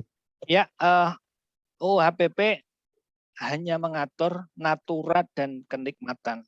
Kalau wujudnya ini berarti tidak termasuk di dalamnya ya. Ya, yang harus sih ini. Masih sama ya. Oke. Yang di situ hanya natura kenikmatan ya. Deductible dan kemudian bagi sisi ininya penghasilan atau bukan. Itu saja sih naturalnya. Ya. Oke. Nah, ini Pak ada satu pertanyaan menarik nih dari Debbie .cd nih Pak. Nah, beliau bertanya mengenai ini Pak. Selamat siang, saya mau bertanya terkait PPh UMKM yang ada pembatasan 500 juta tidak dikenakan pajak. Bagaimana jika UMKM memilih menggunakan pajak NPPN? Apakah masih berlaku di tahun pajak setelah UU HPP berlaku? Bagaimana BP yang menggunakan apa? NPPN nih Pak. Menggunakan norma, sorry Pak. Oh, yang pakai norma. Betul. Yang pakai norma saat ini, artinya WP yang tidak memenuhi ketentuan PP 23 ya. Nah, konsekuensinya kalau norma berarti kan mekanismenya bukan penghasilan bruto tidak kena pajak. Kalau norma sudah mendapat fasilitas apa? Penghasilan tidak kena pajak. Jadi bukan wilayah di situ ya. Ya. Oke. Ya. Oke. Berarti memang beda ya Pak ya untuk Beda-beda. Oke. Nah, kemudian ada dari Pak Yuda Indra Perkasa nih Pak. Beliau bertanya terkait UMKM berarti 1 Januari 2022 hitung ulang sampai dengan 500 juta 0%. Bagaimana pasca PP 23 2018 Pak? Ya, benar. Itu juga termasuk di wilayah PPPMK ya nanti ya. Karena misalnya kan gini kan. Ada juga yang ditanyakan itu hampir mirip bagaimana kemudian 500 juta sudah lebih tahun ini. Bagaimana kalau kemudian tahun depan ternyata omsetnya kurang dari 500 juta. Base-nya dari mana? Nah, ini hampir sama ya. Ini ruangnya di PP, jadi belum bisa terjawab sekarang ya, PPPMK ya.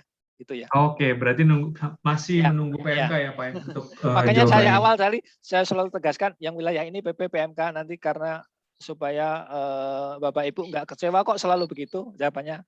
Karena memang paling tidak tujuannya kan sudah tahu kerangka besarnya kan. Selanjutnya begitu ada PPPMK, oh begini toh, gitu aja ya. Betul sih. Jadi memang masih banyak hal-hal yang masih akan diatur di peraturan turunannya ya Pak Arief ya. Ya. Oke. Nah, kemudian ada dari Budian Rahman nih Pak. Beliau bertanya, apakah tidak ada aturan resmi dari DJP terkait definisi station wagon karena bisa menjadi dispute antara WP dan KPP. Misalkan perusahaan membeli kendaraan untuk operasional berupa Innova atau kendaraan lainnya yang di STNK tertulis minibus. Apakah PPN masukan bisa dikreditkan? Ya, itulah fakta yang terjadi saat ini ya. Station wagon mobil dalam benak kita Jazz itu kan ke sedan ya, padahal minibus kan. Ya, tertulis di STNK bagaimana kemudian aturan regulasi di Kemenhub, di Kementerian Perindustrian, di kita masing-masing dari misalnya dari industri hilirnya itu dia akan memilih itu karena secara aturan memungkinkan dan konsekuensi atas atas komponen pajak dari luar negerinya lebih kecil kan, tapi ternyata ini berkonsesi ke yang lain. Maka kemudian sampai sejauh ini sih belum ya, Mbak Dian ya, definisi stasiun. Jadi kaidah stasiun wagon pada umumnya kayak gini, kayak di Undang-Undang PPH itu warisan.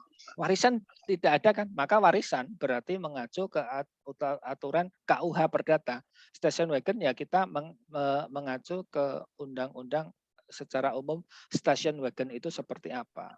Dan ini memang kadangkala, tidak banyak sih, kadangkala dalam pemeriksaan itu ada semacam perbedaan pendapat antara pemeriksa dan wajib pajak. Namun sekali lagi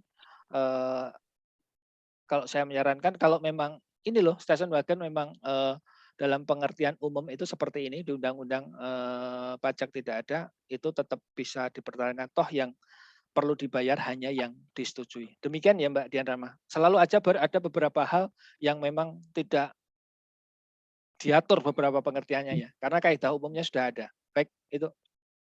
Oke. Next ke pertanyaan selanjutnya nih Pak. Sebenarnya ini sih Pak, banyak banget dari peserta hari ini yang ingin tuh bisa di-share nih Pak mengenai Oh materi-materinya ya sih ya. Pak. Ya Jadi nanti tak sampaikan ke siapa ya. Tapi tadi kan masih pecah-pecah ya. Nanti kalau misalnya iya jadi satu aja ke email siapa tadi. Soalnya masih pecah-pecah. oke, Ya. boleh nanti disampaikan kepada peserta. Oke, Ya, ya. ada pertanyaan selanjutnya nih Pak dari Mulyeni. Nah, Pak, saya masih bingung mengenai prosedur pengkreditan pajak masukan di pasal 9, Pak. Ya, ya, ya. Kemudian, jadi kalau kita lihat memang ada beberapa pertanyaan mengenai itu Yang sih itu Pak, ya. pasal Ya. 9 ayatnya itu. Intinya gini aja. Intinya kalau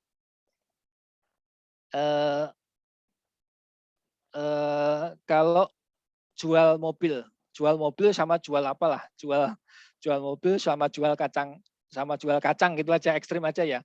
Jual mobilnya itu ketahuan PM-nya berapa, kemudian yang bukan BKP itu yang nggak pakai, yang PM-nya nggak ketahuan itu ada. Nah, tapi ketahuan, pokoknya yang mobil itu PM-nya ketahuan berapa, maka itulah yang dikreditkan. Tapi bisa jadi dua kondisinya, PM-nya itu tidak diketahui secara persis, maka itu dipakai pedoman penghitungan pengkreditan pajak masukan. Itu ya bedanya ya. Tahu PM-nya sama persis enggak untuk produk ini sih ya. Kalau tahu persis pakai itu. Kalau enggak tahu persis nilainya PM-nya itu, PM-nya tahu dapat dalam sebulan sekian, tapi yang enggak tahu persis buat yang itu berapa, maka itu pakai pedoman pengkreditan. Dan pedomannya itu termasuk yang didelegasikan wewenangnya di PMK ya tadi ya. Detailnya seperti apa, berapa persennya. Saya ulangi lagi, sekali lagi, bahwa tahu persis enggak PM atas barang yang dijual itu ya. Kalau nggak tahu, kalau tahu persis itu yang dipakai, kalau nggak tahu maka pakai pedoman pengkreditan pajak masukan. Itu aja. Ya. Oke, jadi itu mengenai pasal 9 ya Pak. Oke, kemudian ada next pertanyaan dari Zeti Ariana Pak. Jadi beliau bertanya, kalau WP sekarang menerima SP2DK dan harus pembetulan 14 hari, sedangkan WP ingin mengikuti PPS, bagaimana sebaiknya? Bagaimana tentang pembetulan yang dianggap ketika mengikuti PPS, Pak? Iya. Nah, kayaknya pertanyaannya nggak ke saya ini ya Mas Ratu. Pertanyaannya ke konsultan pajaknya atau karena keputusan untuk melakukan hak dan kewajiban perpajakannya, regulasinya berarti kalau regulasi saat ini SP2DK ya masih jalan saat ini. Kalau kemudian memutuskan, keputusan ada di tangan Bapak Ibu ya. Kalau saya untuk jawabnya masa nggak usah dulu kan nggak mungkin. Kemudian jawab ya tetap harus dilanjutin. Kan saya bisa nunggu BPS. Keputusan di tangan Bapak Ibu ya. Yang jelas Sebenarnya kalau ini SP juga gimana Pak Arif? Yang jelas kalau SP2DK itu kan selalu ada jatuh temponya ya 7 hari bagaimana, 14 hari bagaimana ya. Itu regulasinya. Keputusan kemudian komunikasi dengan AR itu silakanlah. Ya. Jadi memang kalau membahas ini menarik Pak Arif, karena Ya. memang kemarin kita baru sosialisasi juga di Ikatan Konsultan Pajak Indonesia, memang Nah, banyak ya, pertanyaan-pertanyaan mengenai yang ini nih Pak Arif. yang hari Jumat kan? Iya betul Pak. Ya, Jadi memang kalau dari dari kemarin tanggapannya memang masih akan mau diatur sih Pak. Jadi masih ya, belum apa. Ya, karena kan memang peraturannya baru dibuat dan ya, memang pasti akan banyak regulasi atau peraturan turunannya akan diselaraskan dengan peraturan yang ya, baru ini sih Pak. ya, ya. Itu sih. Luar Nah, biasa ini lembur siang malam itu ngejar 1,5 bulan ini kan. betul sekali Ya, Pak. Karena memang 2022 kan emang udah mulai digunakan ya harus nih Pak, ya, udah mulai ya. jalankan. Oke, kemudian ada next dari Pak Yusuf nih Pak. Selamat siang Pak, saya izin tanya hal teknis terkait retur nih Pak, retur PPN. Invoice misalkan terbit Maret 2022, tarif PPN 10%, lalu di returnya seluruh di April 2022 tarif menjadi 11%. Teknis input retur di e-faktur bagaimana ya Pak? Ya, ya. Kalau secara kaidahnya kan mestinya retur akan mengikuti tarif apa adanya pada saat itu Betul. diminta ya. Teknisnya ya jelas begitu undang HPP PPN ini mulai berlaku, ya itu menjadi tanggung jawab kami untuk menyusun di e-fakturnya supaya terbaca sedemikian hingga transisi antara 10% dan 11% itu bisa lancar di PKP lah gitu ya. Nanti akan kurang lebih seperti itu ya. Meskipun sekarang belum, tapi kurang lebih seperti itu. Jadi tetap 10%, tapi kemudian mekanisme sudah masa itu lainnya 11%. Tapi atas retur kan yang sebelumnya ya, sebelum masa berlaku Undang-Undang HPP ya. Kira-kira begitu. Ya. Jadi memang harus PR bagi kami ya. mengikuti ya Pak, sama Iya, yang pasti mau nggak mau disebutin harus. 2%, Dan pasti ada itu, pasti ada. pasti ada, betul Ya, Pak. ya, Karena banyak banget di lapangan seperti ini. ya. Oke, kemudian next-nya ada dari Ibu Mariana nih Pak. Gimana Pak kalau misalkan UU HPP ada bentrok dengan UU KUP? Kalau misalnya terjadi hal tersebut, bagaimana ikut UU yang mana? Rasanya sepertinya jarang ya Pak ya. Nah, Kalau itu makanya saya bingung contoh realnya bagaimana ya. iya sih, kalau hal ini Ya, mungkin jarang sih, karena kan memang enggak kalau di lah. UU HPP kan sudah jelas ya Pak, bahwa yang Iya, dirubah yang mana pasal-pasalnya iya. gitu. Dan wilayah material sama wilayah formal tentunya memang beda ya, wilayah formal sama material, mengatur hal yang berbeda. Betul Ya, sih Pak. Oke, terus izin bertanya dari Pak Yuda Arya, UU PPN lama mengatur yang dikenakan PPN dengan tarif 0% adalah ekspor JKP iya, tertentu iya. seperti Heeh, maklon, konstruksi, dan jasa ya, tertentu. heeh. Dengan UU HPP, apakah ekspor JKP menjadi tarif 0% juga Pak? Ya, ya. Tapi tadi sudah saya jelaskan lebih ke kaidah bahwa BKP JKP itu adalah yang dikonsumsi daerah pabean kan. Sama jatuhnya sama ya. Dan konsekuensinya karena dikonsumsi di luar pabean untuk ekspor impor apapun itu kan, dulu kan kalimatnya panjang, ekspor impor di luar dari pabean berarti kan ekspor kan, itu ya tidak 0%, apapun itu ya, termasuk yang disebutkan tadi gitu Pak. Lebih Oke. jadi nggak terlalu pusing lah bahasanya, intinya dikonsumsi di luar dari pabean berarti enggak gitu ya, ekspor Oke. maksudnya. Oke. Kemudian ada dari Bu Mariani nih Pak. Waduh, pertanyaan makin banyak aja nih Pak. Semakin kita, ini pertanyaan makin banyak aja. Memang Ya, ini karena memang peraturan yang baru, pasti banyak ya, ya, pertanyaan-pertanyaan yang masuk nih ya. Pak. Nah ini dari Bu Mariani, untuk peraturan UU HPP ini apakah sudah dimulai dijalankan per 1 Januari, kemudian tarif baru PPH dan PPN semua ikut dari UU HPP ya Pak? Betul sih. Ya. Oke. Nah, jadi memang ini akan start di 1 Januari ya Pak, untuk Ya, UU-HPP ini sih. ya, mungkin saya ulangin lagi, berarti UU HPP kan ada PPH, PPN, KUP, PPS, pajak karbonnya. Kalau UU PPH tahun pajak 2022, dengan demikian berarti perlakuan terhadap kegiatan misalnya pemberian natura dan sebagainya di 1 Januari 22 berarti sudah ikut ketentuan baru ya. Kalau PPN berarti garisnya adalah 1 April.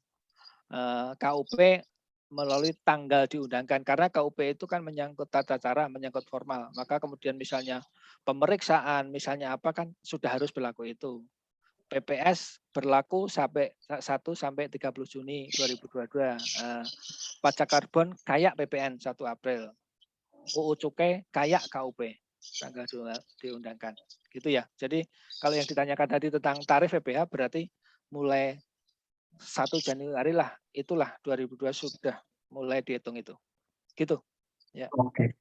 Kemudian ada dari teks pertanyaan dari Ibu Ningrum nih Pak, izin bertanya untuk usaha roti misalkan sebut saja Breadtalk tidak mau membayar PDRD karena alasan sudah menggunakan PPN. Berarti dengan adanya UU harmonisasi perpajakan, berarti Pemda bisa menarik PDRT atas Breadtalk DKK ya Pak?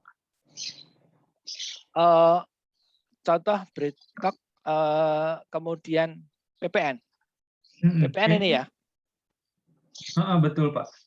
Ini yang berkecimpung di PPN ya, memang ya, yang penanya.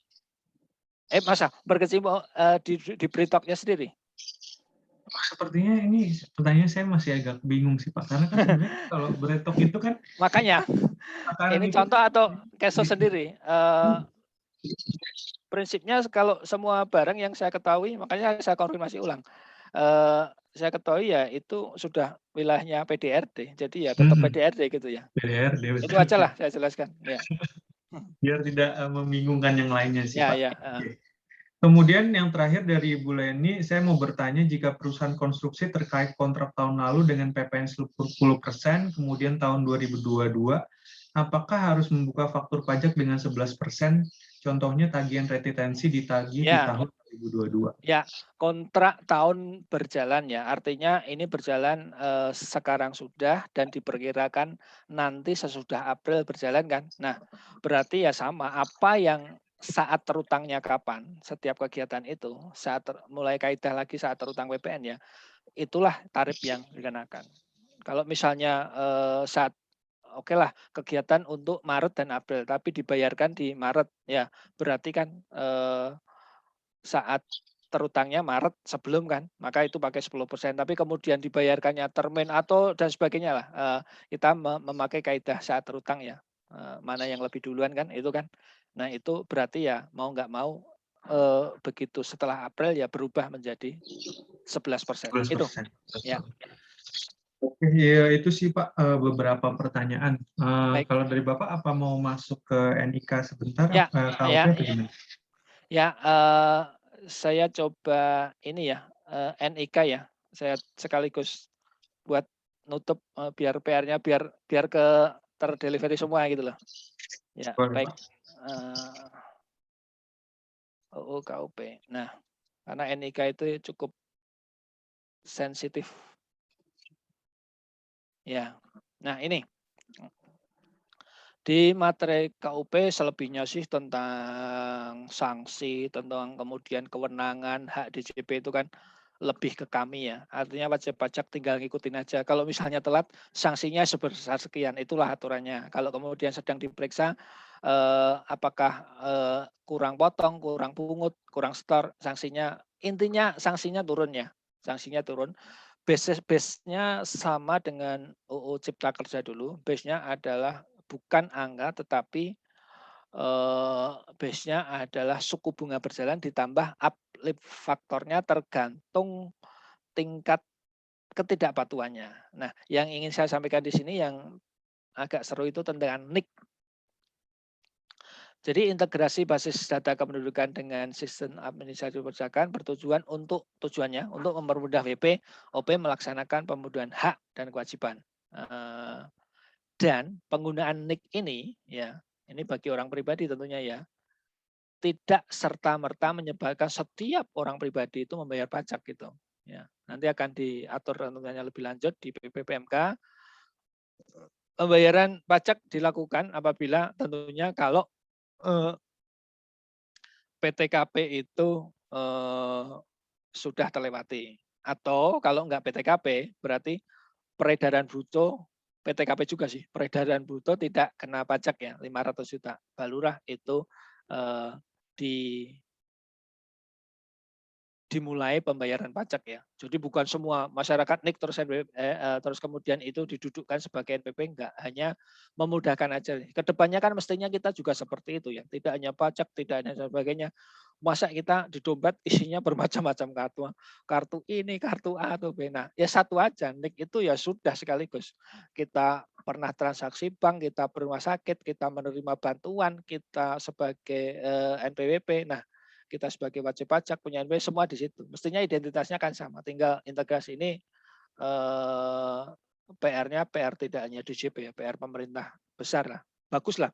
Bagus benar ini kita mulai dari sini ya tentang NIK dan NPWP selanjutnya kita berharap terintegrasi dengan yang lain. Itu saja sih. Yang lain sih lebih ke aturan internal kami lah. Wajib pajak prinsipnya hanya mengikuti aja. Itu yang saya sampaikan. Halo Pak, sorry Pak, ini ada beberapa pertanyaan yang masuk lagi nih Pak di kolom chat. Ya. Jadi memang ini dari sebentar. Nah, tarif pemotongan itu biasanya yang menarik. Belum ber-NPWP. Pak. Tapi ini ada beberapa pertanyaan. Oke, ini kita bahas satu-satu ya Pak. Dari Budian Rahma. Beliau bertanya apa yang membedakan PPS dengan TA tahun 2016 yang mengakibatkan PPS itu disebut oleh pemerintah bukanlah TA. Apakah misalnya tidak ada jaminan akan tidak dilakukan pemeriksaan? Ya, bedanya PPS namanya pengungkapan sukarela. Ini adalah pilihan bagi wajib pajak untuk memilih melakukan ini. Karena kalau yang ikut TA kemudian misalnya contoh ya, dulu ikut TA kemudian ternyata belum optimal, itu kan konsekuensinya di PP 36 kan besar ya, 200% ya. Langsung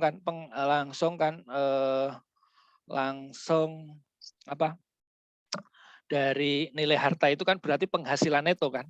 Nah, sanksinya juga besar. Nah, kalau ini kan ya sudah itu jatuhnya tadi pilihannya apakah mau repatriasi, apakah mau diinvestasikan, lalu mudah. Ini sekali lagi pilihan bagi wajib pajak. Kalau saya sih memposisikan sebagai pajak, saya mengambil untuk memilih itu. Misalnya saya belum melaporkan, yang tarifnya jauh lebih kecil ya. Kemudian yang kedua, ternyata kondisinya ya di database kami wajib pajak yang sudah ikut TA, ternyata tingkat kepatuhannya secara formal dan material setelah TA itu jauh lebih bagus. Itu faktanya seperti itu. Jadi diharapkan tidak hanya kegiatan ini, artinya pasca ini kesadaran wajib pajak untuk lebih patuh secara formal dan material itu berlanjut ya. Itu ya yang disampaikan. Bedanya itu ya. Ya. Oke. Kemudian ada next pertanyaan dari Ibu Mariana, Pak. Beliau bertanya, mau tanya mengenai program pengungkapan sukarela. Apakah bisa dibantu, dikasih arahan, berpengaruh kepada PPh apa dan tarif apa yang dikenakan? Misalkan dari SPT tahunan terakhir dilapor dan setelah pengungkapan ada selisih 5 miliar.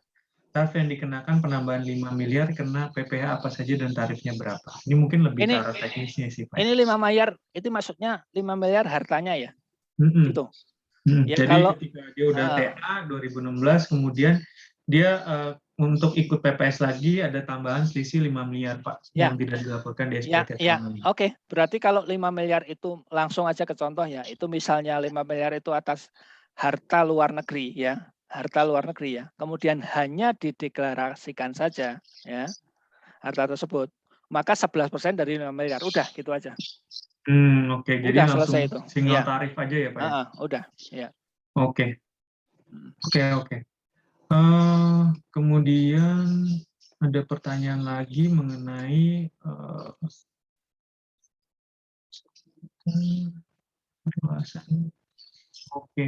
Pak, untuk dari Bu Mulyani, Pak, beliau bertanya, Pak, untuk menggunakan NIK tahun 2022, apakah tarif pemotongan PPS sama dengan pengungkapan NPWP?